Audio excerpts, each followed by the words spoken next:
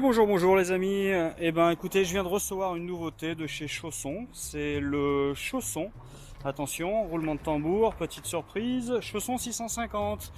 Alors c'est quoi le Chausson 650? Eh ben je sais pas si vous vous souvenez du Chausson 630 et après de son petit frère le Chausson 640. Eh ben ça c'est le même que le 640 mais en plus court.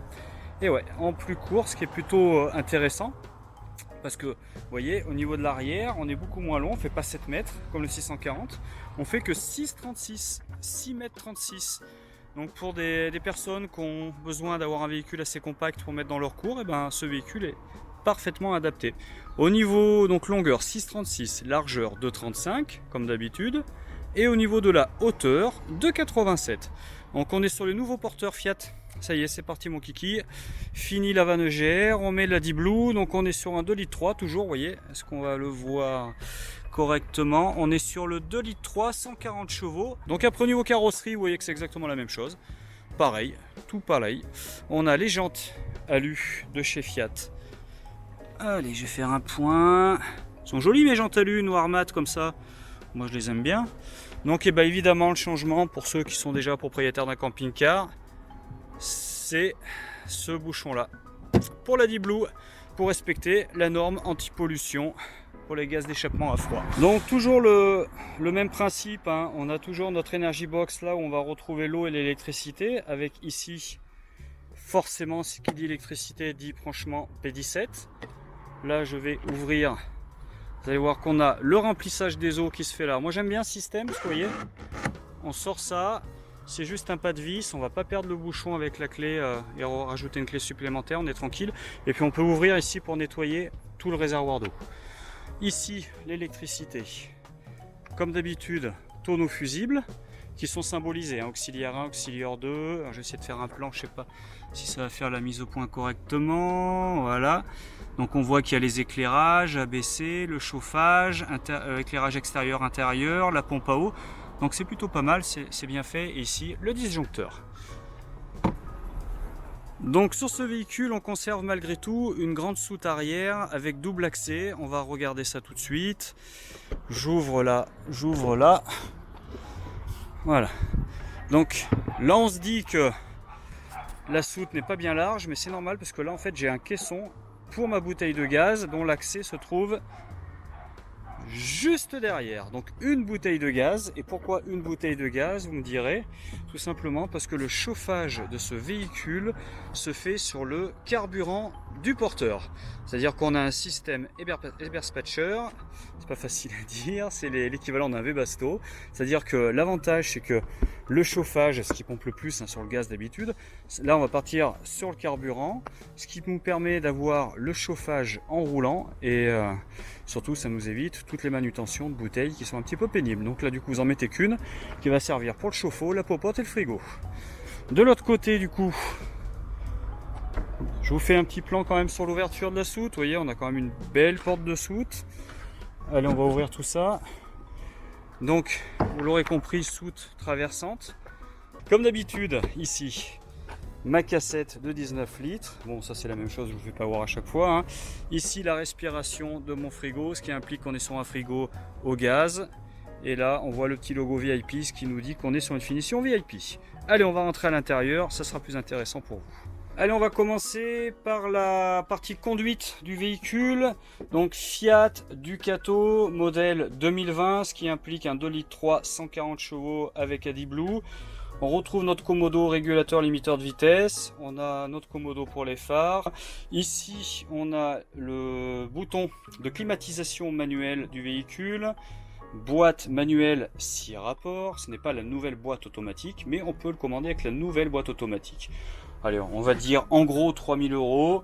Ici, on a du coup le double airbag et la boîte à gants réfrigérée. Le Chausson a eu la bonne idée de mettre un salon face à face avec une table centrale, table dite portefeuille. Vous allez voir, hop, voilà. Donc, on peut la plier en deux ici, la rallonge. Hop, voici parce qu'elle tourne aussi, elle se bouge dans tous les sens. Ce qui nous permet d'avoir un passage plus aisé de ce côté-là. Donc d'avoir un salon face-face avec, sous chaque banquette, un siège relevable extrêmement facilement. Et voici, j'ai donc fait le siège passager côté passager, justement. On enlève cette partie-là, vous voyez. On enlève cette partie-là qui est renforcée avec du bois en dessous, qui est un petit peu plus lourde. Et vous voyez le système du siège. Ici, on a une articulation et quand je vais tourner ce bouton, lui, il va descendre. Et je le retourne et je le remonte très simplement. C'est aussi simple que ça, et ça des deux côtés. Bien, j'ai très envie de vous faire voir à quoi ressemble le lit quand il est baissé. Je suis sûr que vous aussi, vous avez très envie de voir à quoi ça ressemble. Donc pour baisser la table, vous allez voir, c'est beaucoup d'efforts. Tout est électrique. Cette table est électrique. Le lit est électrique et derrière, là-bas à l'avant, on a un boîtier avec un système de clés. On verrouille, on déverrouille pour pas que les enfants s'amusent. Parce que vous allez voir que juste au niveau de la cuisine, nous avons, je ne sais pas si on voit bien, nos deux boutons qui permettent de baisser la table, du coup, ou le lit. Alors, maintenant, je baisse le lit.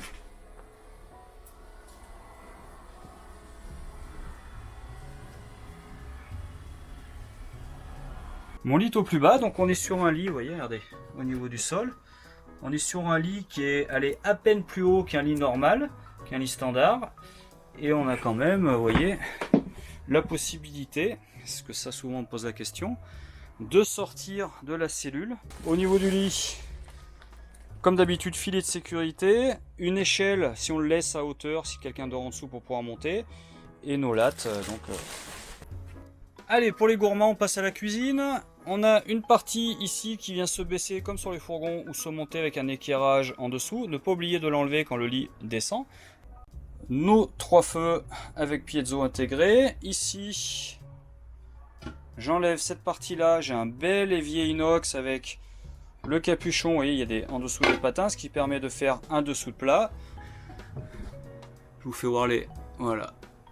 Ah, qu'est-ce qu'on a là, tiens, ils ont changé, j'avais pas fait attention. Boiler, ça c'est le chauffe-eau. On met en route à 50, on met en route à 70 ou à 0. Donc c'est à côté de la douche, c'est plutôt pas mal.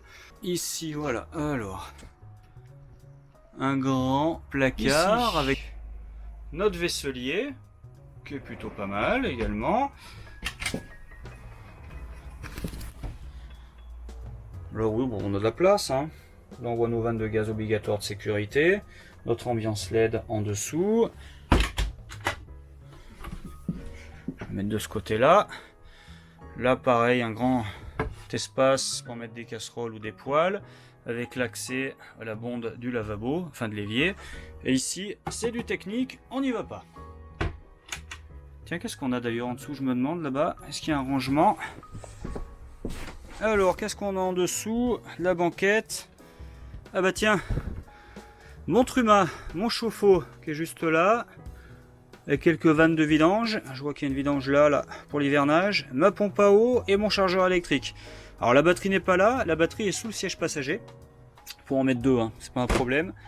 Mais là elle est sous le siège passager. Hop, ce qui est un petit peu pénible, j'en conviens, pour la changer, mais généralement vous la changez pas tous les 4 matins. Alors le frigo.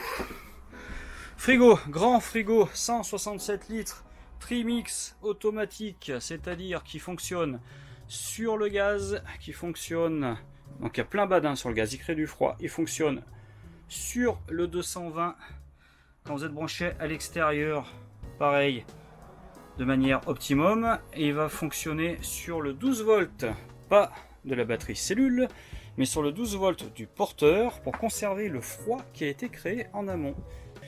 Nous avons notre conservateur, moins 18 degrés, avec les grilles qui ont déjà disparu.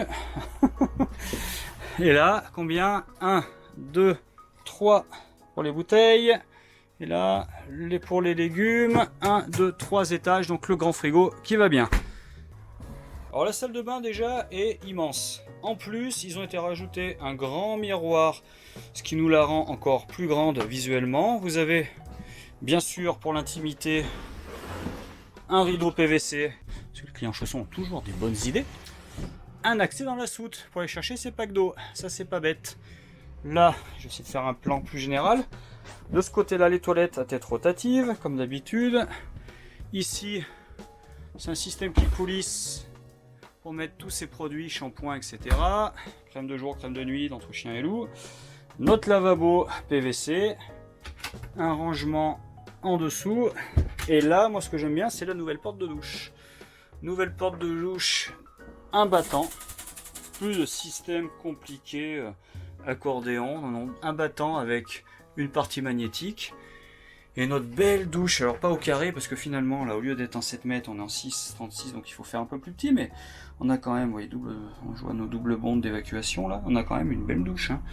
Très très belle douche avec toutes les ambiances lumineuses, et là, normalement, voilà, notre système pour prendre les serviettes quand on a fini pour qu'elles sèchent. On ne sait jamais où les mettre.